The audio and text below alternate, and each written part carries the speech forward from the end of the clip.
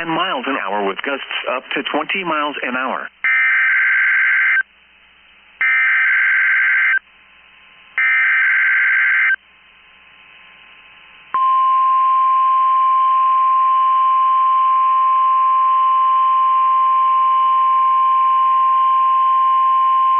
This has been a test of the NOAA weather radio tone and same alert systems.